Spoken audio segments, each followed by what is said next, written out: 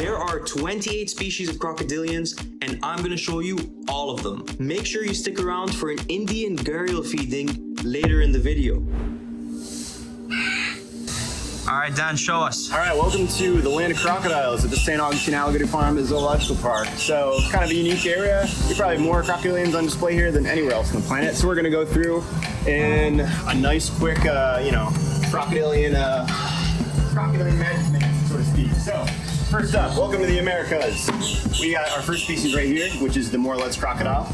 A lot of the times people kind of misconceptualize this. They think of it as, the American crocodile. These are from the Yucatan. I'll give like a fun fact, I guess, about each one there. These ones, you can find populations of them actually in cenotes. So no rivers on the Yucatan Peninsula. So they have these giant, limestone aquifer pools. There's actually crocs that kind of spend their whole lives in those individual pools, which is just something really cool about them. Then we have American crocodiles over here. Where's the big guy? Is he under the water? Did he come up on the, oh, he's right here. His big algae head right there. That is Hershey. But American crocodiles are actually found here in Florida as well. Florida is the only place in the world you can find alligators and crocodiles together. So in South Florida, you can find the American alligators, and then down more towards, on the coast, the Everglades, into the Keys, you can find American crocodiles. This is the northernmost part of the range. And then moving on, we're truly going into South America with the Orinoco crocodile. Critically endangered species. They get the title of the largest crocodilian in the Americas. Reportedly get lengths of 20 feet. Probably not so much anymore. They are found in the Orinoco River Basin, and that's mainly going to be in the country of Venezuela. Now we are, it's like we're heading south. Think of it that way. So we're heading down mainly over to Brazil, Argentina, Bolivia. This is where you're going to find the broad-snouted Caiman, Caiman latirostris. And they got these really broad heads. So they're going to use this primarily for eating a lot of shellfish and crabs. We all love them for a variety of reasons. This is a fan favorite. One popped out right there, right in the middle.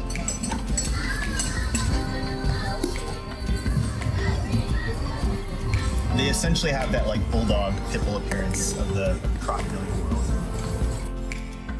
Incredibly personable crocodilians, but man, that would be a bite. That's a bone crushing bite. All of them are, but that one especially has when it comes to caiman. Right. Smooth-fronted caiman, and then we're gonna have our Yacaré caiman. So the smooth-fronted caiman are one of the two in the genus Paleosuchus. That's going to be your dwarf caiman, and again, the smooth-fronted. These are true forest-dwelling species. They like a shady canopy. So these are our most elusive crocodilians. You might not be able to see them because they usually, during the day, hang out underneath this log. This is actually a log underneath it. It's covered in just moss and ferns. They love it though, because again, this is an animal that really spends a lot of time under full canopy. Not even in the main systems of the river. Them and the dwarf caiman, you're going to find them in the flooded forest, and actually they're more terrestrial because they're going to be moving from little bits of water to the next. Yacaré caiman is another one under there. It's just going to be getting down Pantanal, south of the Amazon, so touching up as well. They used to be seen as with spectacled caimans, so they found out to be a separate species. They don't really have that weird little ridge across the nose, which look like glasses, how you get the name spectacled caiman. But with them, between them and the specs, people tend to say they might be the most abundant crocodilian on the planet. And now we're going into the Caribbean. We're dipping into the Caribbean, and we're still hanging out in South America. So we'll talk right here about black caiman. So we have two females here to do. Now, black caiman are one of my personal favorites. They're the biggest caiman species. They can get upwards of 18 feet long. They also have the largest orbital sockets of any crocodilian. A big skull of one I've seen from a caiman that was probably 14 to 16 feet long, and I easily could just fit my fist through it. Honestly, I almost was able to fit both my fists. I have tiny hands, so I don't know what it says. They got big eye sockets though. They're truly, we don't know a ton about the species. They can disappear into the flooded forests, but they are the true big bad caiman of the Amazon. I absolutely love them. This is Eileen.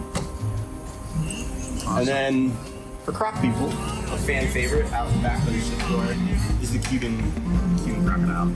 So a critically endangered species only found in the Zapata swamp of Cuba.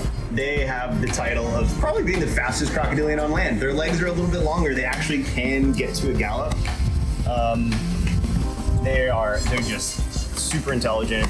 They're absolutely incredible. It's like they're like the ones like no notes, like perfect score. Yeah. West African crocodiles. We're getting in Africa now. West African crocodiles, their fun thing about them is, well, they used to be part associated with the Nile crocodiles. They were split up there. They're the ones truly found into the desert. They're actually like in desert oases in northern Africa. That's going to be this species here. Talking to some researchers, they said there's been populations that in some oases that are probably just like relic populations that have probably been in those pools for 10,000 plus years. That's awesome. And now, continuing our African journey, we're sticking with West Africa. We're getting into Central Africa. We got the slender-snouted crocodile. We got 2 exhibits of it. You can see all these youngins right here. Which you guys bred here in the zoo? We did, yeah. It's kind of back in 2019. It's kind of a special moment for me because my second day here, we put them back with their parents. We actually took the babies, we put them back in the nests, and mom and dad came over and individually grabbed them one by one and brought them back to the pool. That was, it honestly, till this day, like one of the coolest moments I've seen in 6 years now at the Alligator Farm. That's awesome. It's, they're separated now because they're starting to get kind of big. Dad's definitely like, all right, why are my kids still here? So they got their own enclosure now. This species was recently split into 2 different species, the West African and the Central African. The species you are currently looking at is the West African slender-snouted crocodile. For species number 11, we have the Central African slender-snouted crocodile. They didn't have this one at the park since it was very recently described, so here are some pictures from online. The Osteolaemus genus also recently got split into 3 species. Osteolaemus tetraspis, which is the most common species. They had the species at the zoo, but it was off display. Osteolaemus osborni, which they do not have at the zoo, and Osteolaemus afzelii, which is currently the newest species of Osteolaemus. They do have this species at the park, and they've already bred them. So I have the newest species, probably of crocodilian to date. So this is Osteolaemus afzelii. So Osteolaemus, which is the dwarf crocodile, West African dwarf crocodile, was split up into 3 species. So this is one of them, the newest one we have. We found out that we actually have a pair of them, and we are the first institution to actually hatch out the species. So yeah, Fadi, you got to go and meet one of our little ones right here. We're super stoked. We're absolutely excited about it. And as you can tell, they're absolutely just amazing little animals. He's super mad, but that way you can see the teeth, which is pretty exciting.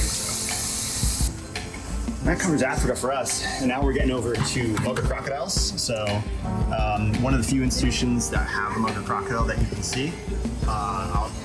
The lesser known Indian species. Everyone focuses on the gharials. Mugger crocodiles are awesome. So this is Clyde.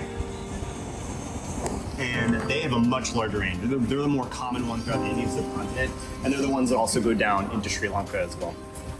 So we also have some birds from Vietnam. There's some Vonderdecker hornbills in there. They're from Vietnam, and they are critically endangered, but I don't know birds. So if you know birds, you can put a comment down and fill all the information about them for people who are like, whoa, why are you walking past the pheasants? There you go. We got Johnson's crocodiles here. So the Aussies call them freshies.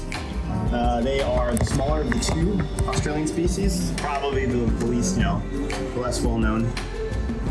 Essentially serving that function of, like those narrow-snouted crocodilians. They're going to be primarily fish eaters. They are lightning fast. They're tiny but mighty. That's the best way to describe them. Tiny but mighty. And then sticking with tiny but mighty, that's not the theme of this area, but we got the Chinese alligator. Yeah, these guys are beautiful. In the wild, probably again, up on the list of endangered. So, and that's all habitat loss for them for the most part. Over 1 billion people in China, so there's not a lot of habitat left for them. Probably around like that 200 mark in the wild. They might be the inspiration for like the Chinese dragon. Don't know for sure. That's cool. And then we have Siamese crocs in here. So this is the mom and her 4 little ones that we have. Siamese crocs are going to be found, well, you know, the former region of Siam. So they're going to be found in Cambodia, you know, down in Thailand, Malaysia, Indonesia. Siamese crocs, we have, it's funny because not a lot of zoos have so many. We have 40 here at the zoo. So they're critically endangered species, but the ones I get my hands on the most other than alligators are definitely Siamese crocs. And I don't know, I find them really pretty. I have no idea what kind of croc this is. These are more brittle.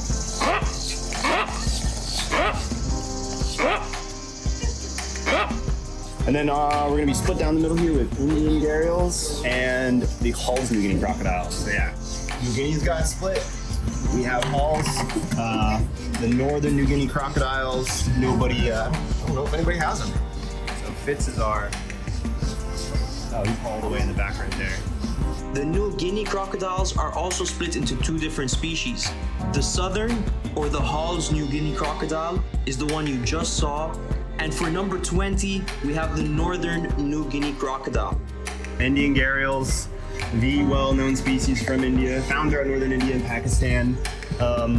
Again, they're a critically endangered species. They are the only species in the genus Gavialidae, and they have just those crazy snouts. That's what they're known for.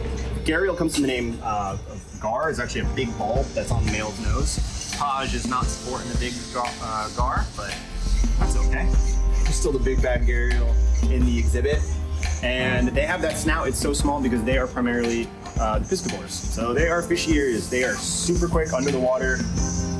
The best fish catching crocodilian by far. Stay tuned, because we're going to be doing a feeding with our Indian Gharials. They look like they'd be really dainty, but they can be some of our pushiest animals.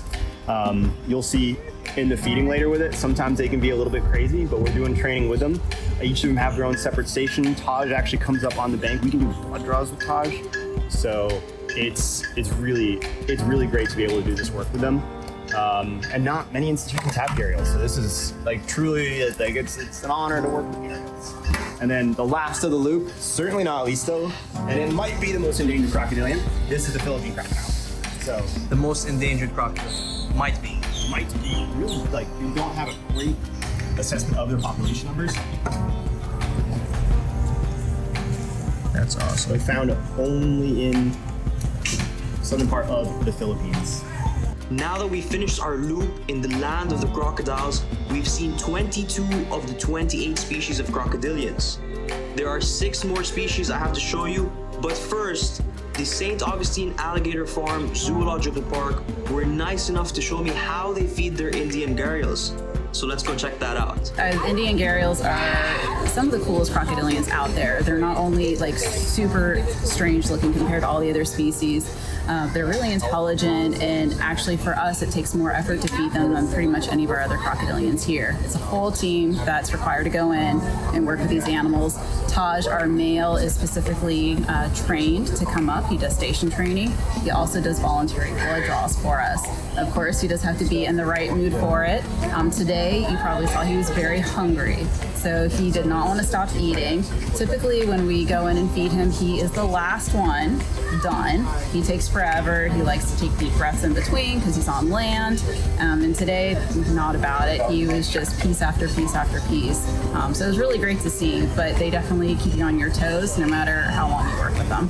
That's awesome. And you guys have bred Gharials here at the farm as well?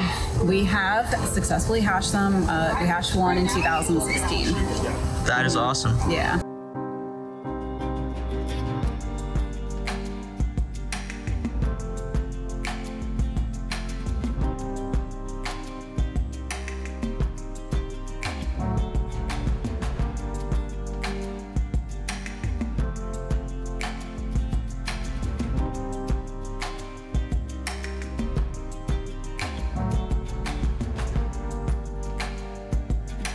As Dan mentioned, the Indian Gharial are an endangered species, and it's believed that there are less than 200 individuals left in the wild. What an incredible experience to get to watch this Indian Gharial feeding, and what a beautiful species. Now that we've checked out the Indian Gharial feeding, it's time to go see the last 6 species on our list. If you continue walking through the park, you'll come to our species number 23, the Nile crocodile. The Nile crocodile's native range spans most of Africa, from Madagascar in South Africa all the way up to Egypt, and they get big. Some individuals were even reported to be up to 20 feet long. Species number 24 is none other than the American alligator itself, which you can see either in the center of the park or if you walk down their boardwalk. This species' native range is from North Carolina all the way to Texas, and of course you can find thousands of them here in Florida.